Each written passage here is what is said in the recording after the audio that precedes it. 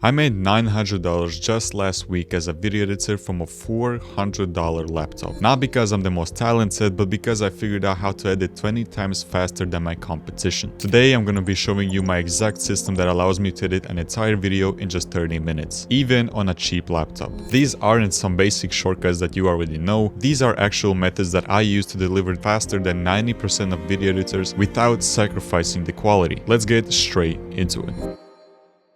The first method is what I call a factory method, which probably saved me the most amount of time of all the methods I'm gonna share in this video. Think about it like a production line. Raw materials go in and finished products come out. The most successful factories don't recreate their products from scratch every single time.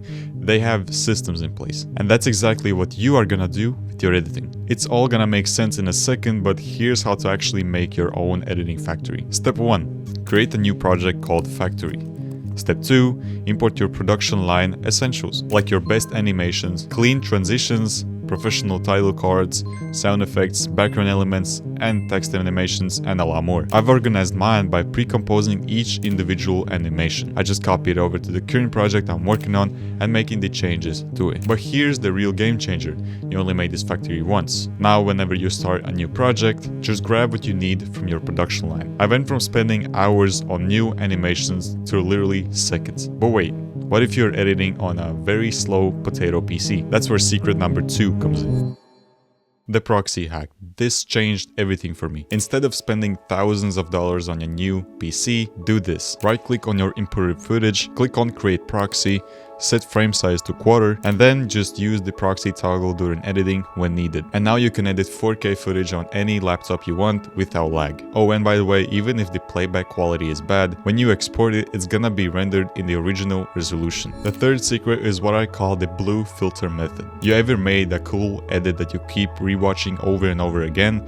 Yeah, that's actually wasting your time. Instead, create a blue overlay, put it over sections you have already finished, and only review when the entire edit is done. This psychological trick stopped my perfectionism and literally doubled my output. Last but not least, the shortcut hack. There is tons of shortcuts on Adobe Premiere or After Effects, but nobody really uses them anyway. But there are some shortcuts that you definitely need to know. For example, the L key speeds up your playback by 2 times, which alone can increase your editing speed by a lot. But to use the shortcut over and over again, it has to become a habit, which is pretty hard to do because the L key is right in the middle of the keyboard, which is pretty hard to reach. But here's what I did to make it work. Map your most used shortcuts to your mouse, or change it to something else closer together to all the shortcuts you use. I literally doubled my editing speed just by optimizing these shortcuts. Now, these speed hacks completely transform my editing workflow. But you know what's crazy? The moment I started delivering videos faster with a higher quality, something unexpected happened. Every potential high-ticket client I reached out to or reached out to me wanted to work with me